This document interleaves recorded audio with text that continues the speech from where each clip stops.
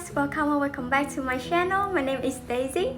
Last time we talked about adjectives, especially i-adjectives in Japanese. In today's video, I want to share with you more detailed explanation of na-adjectives. Let's begin. There are two types of adjectives in Japanese, i-adjectives and na-adjectives. Adjectives that end with the e sound are called i-adjectives. For example, we have karai, meaning spicy and with the letter e. For adjectives that do not end with e sound, they are na-adjectives. For instance, genki, meaning healthy, ends with the letter gi. However, Japanese is more complex. There are some exceptions, such as some adjectives ending in e sound but are na-adjectives. For example, we have kidai, meaning hate. Kidai ends with the letter e, but kidai is a na-adjective. It may sound complicated, but don't worry because in this video I will try to explain it as simple as possible. Na-adjectives are typically used to describe the characteristic of qualities of people, things, or situations. Some examples of na-adjectives include kide, beautiful or clean, suki, like, bendy, convenience, suteki, wonderful, zozu, good at, 大変, difficult. So, where do they go in a sentence? There are two main cases. Case number one, na-adjectives add predicates. The structure is noun wa na-adjective desu. For example, Akane-san wa shinsetsu desu. Here, before the particle wa, we have Akane-san. So, Akane-san is the subject. And the adjective here is shinsetsu, which means kind. Therefore, Akane-san wa shinsetsu desu means Akane is kind. Case number two, na-adjectives as modifiers. Similar to English, na-adjectives come before the noun they modify. However, they are usually followed by na. For example, Nara wa yume na machi desu.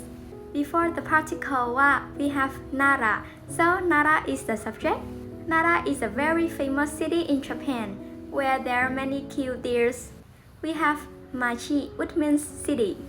And this is a noun. Before it, we have the na-adjectives yume, meaning famous. As you can see, unlike i-adjectives that directly modify nouns, na-adjectives require the particle na to connect them to nouns. So, yume na machi translates to a famous city. Therefore, Nara wa yume na machi desu means Nara is a famous city. Are you following me so far? Now let's talk about the conjugation of na-adjectives in Japanese. Japanese has two tenses, past and non-past, which includes both present and future. I have created a table to have you visualize this more easily. We have non-past, including present and future, with the affirmative form desu, and the negative form is ja arimasen or dewa arimasen. For the past, the affirmative form is deshita. And finally, the negative form of the past is ja arimasen deshita or dewa arimasen deshita. Let's use the adjective genki, healthy, as an example. To say healthy in the present or future, we say genki desu. To say not healthy in the present or future, genki ja arimasen or genki dewa arimasen. To say was healthy, genki deshita, and to say was not healthy, genki ja arimasen deshita or genki dewa arimasen deshita. Do you understand so far? Let's practice with another na-adjective, zozu, meaning skillful. In the non-past affirmative, we have zozu desu. For the negative, not skillful, we say zozu za arimasen or zozu dewa arimasen. In the past affirmative, we have zozu deshita. And finally, for the past negative, we say zozu ja arimasen deshita or zozu dewa arimasen deshita. How does that sound? Is it a bit tricky?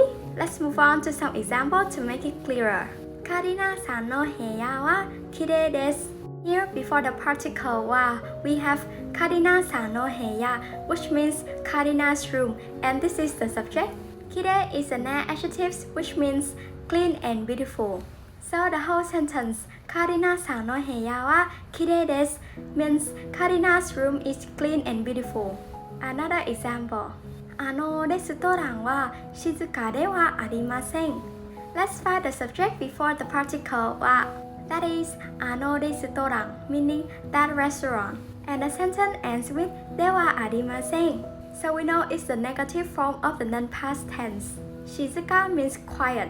静かではありません means not quiet. Therefore, レストランは静かではありません translate to that restaurant is not quiet. Let's look at two more examples. 昨日私は暇でした. Before the particle は is 私 meaning I, me. So this is the subject. Because we have 昨日 which means yesterday. We know that the adjectives must be in the past tense. So the sentence ends with でした. Hima means free, so hima deshita means was free, which is the affirmative form of the past tense. Therefore, the entire sentence translates to I was free yesterday. And the last example of today's video is 先週のテストは簡単じゃありませんでした.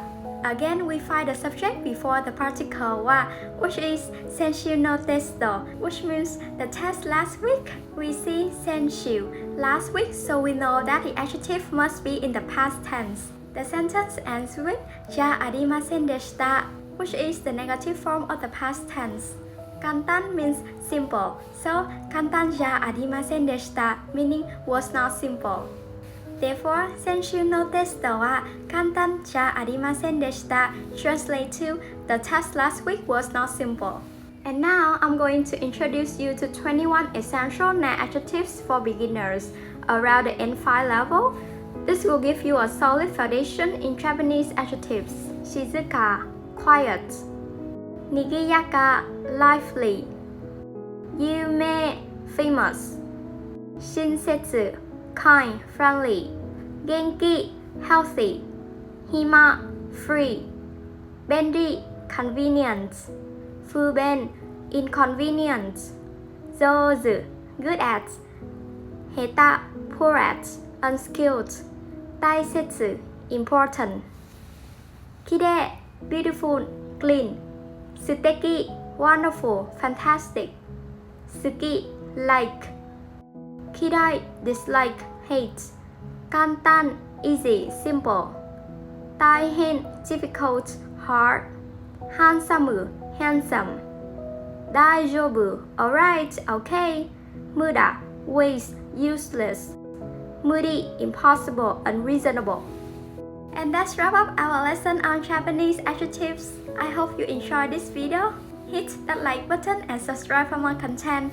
Thank you so much for watching and see you in the next video.